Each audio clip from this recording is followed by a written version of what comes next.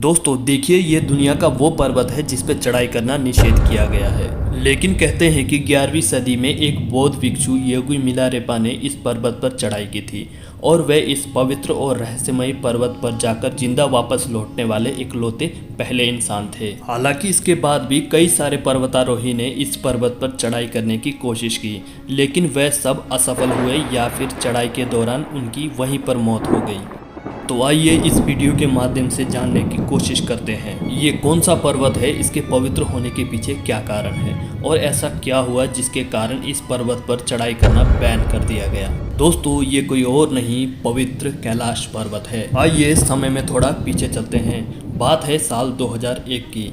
आज से लगभग 23 साल पहले कैलाश पर्वत पर चढ़ने की आखिरी कोशिश की गई थी, जब चीन सरकार ने स्पेन की एक टीम को कैलाश पर्वत पर चढ़ने की अनुमति दी थी। हालांकि दुनिया भर के लोगों ने इस चढ़ाई को लेकर विरोध किया, क्योंकि लोगों का मानना यह है कि कैलाश पर्वत एक पवित्र स्थान है, इसलिए इस पर किसी को भी चढ़ाई करने नहीं देना चाहिए। हालांकि इस विरोध को चीन सरकार ने भी काफी गंभीरता से देखा, जिसके बाद कैलाश पर्वत की चढ़ाई पर पूरी तरह से रोक लगा दिया गया। अगर बात करें प्रतिबंध लगने की, तो उसमें सबसे बड़ा हाथ था दुनिया के अलग अलग धर्मों का और उनकी मान्यताओं का। धर्म की बात करें तो हिंदू धर्म ग्रंथों के अनुसार कैलाश पर्वत ही भगवान शिव का निवास स्थान है और वह आज भी अपने परिवार के साथ कैलाश पर्वत पर रहते हैं। इसके अलावा शास्त्रों के अनुसार धन के देवता कुबेर की नगरी भी कैलाश पर्वत पर ही स्थित है। वहीं चीन के तिब्बत में रहने वाले बौद्ध धर्म गुरुओं का ऐसा मानना है कि माउंट मेरू यानी कैलाश पर्वत पर बुद्ध भगवान अपने अलौकिक रूप में रहा करते थे, जबकि भारत के जैन धर्म के लोगों की मान्यता ये है कि उनके प्रथम तीर्थंकर ऋषभदेव जी को कैलाश पर्वत पर ही निर्वाण की प्राप्ति हुई थी। इतना ही नहीं, हिंदू धर्म के सबसे बड़े ग्रंथ महाभारत में कहा गया है कि अपनी पत्नी द्रौपदी के साथ पांचों पांडव ने मुक्ति के लिए कैलाश पर्वत पर ही चढ़ाई की थी, क्योंकि इसे स्वर्ग लोक का प्रवेश द्वार माना जाता है। कहीं ना कहीं ये सभी मान्यताएं इस तरफ इशारा जरूर करती हैं कि कैलाश पर्वत दुनिया के सभी पवित्र स्थानों में से एक है। फिर क्यों आज तक कोई भी साधारण मनुष्य कैलाश पर्वत की चढ़ाई नहीं कर पाता है, और क्यों कैलाश पर्वत की चोटी पहुंचने की जिद करके आगे बढ़ने वाले पर्वतारोही की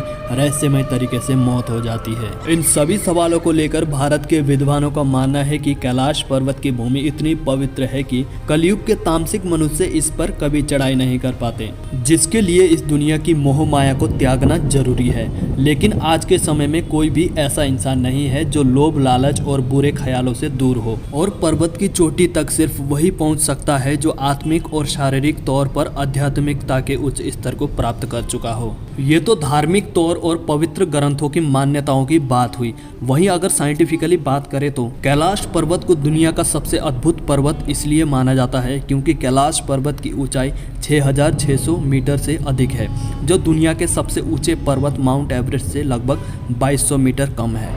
बावजूद इसके माउंट एवरेस्ट पर अब तक 7000 से अधिक पर्वतारोही चढ़ाई कर चुके हैं, लेकिन कैलाश पर्वत अभी भी अजेय है, यानी तमाम कोशिशों के बाद भी अभी तक कोई भी कैलाश पर्वत की चढ़ाई नहीं कर सका है। दोस्तों कैलाश पर्वत पर दुनिया भर के कई वैज्ञानिक रिसर्च कर चुके हैं, लेकिन वैज्ञानिकों का मानना है कि कैलाश पर्वत पर चढ़ाई करना असंभव है, क्योंकि वैज्ञानिक कहते हैं कैलाश पर्वत धरती का एक्सिस मोडी रीजन है। एक्सिस मोडी रीजन एक लैटिन शब्द है जिसका अर्थ है ब्रह्मांड का केंद्र। कैलाश पर्वत को धरती का केंद्र मानने की कई वजह हैं। माना जाता है कि कैलाश पर्वत पृथ्वी का भौगोलिक केंद्र है, यहाँ आसमान और धरती का मिलन होता है। कुछ वैज्ञानिकों का मानना है कि यही धरती का केंद्र बिंदु है। अभी तो नासा भी दावा कर रहा है कि उन्होंने गूगल के द्वारा कैलाश पर्वत पर साक्षात भगवान शिव को ध्यान मुद्रा में बैठे हुए देखा है। हालांकि इस घटना को हुए ज्यादा समय नहीं हुआ है, पर कैलाश पर्वत की चढ़ाई करने पर प्रतिबंध साल 2001 में ही लगा दिया गया, क्योंकि साल 2001 से पहले भी काफी कुछ घट चुका था। साल 2001 से पहले 1930 में एक ऐसी घटना घटी जिसमें 1 लाख लोग कैलाश पर्वत पर चढ़ाई करने गए थे, पर कभी लौटकर वापस नहीं आए। दोस्तों इसके विषय में हम एक दूसरी कंप्लीट वीडियो बनाकर लाएंगे। अगर हाँ दोस्तों आपका इसका दूसरा वीडियो चाहिए तो कमेंट में जरूर लिखें। आज के लिए इतना ही। वीडियो अच्छा लगा तो लाइक शेयर और चैनल को सब्सक्राइब जरूर करें।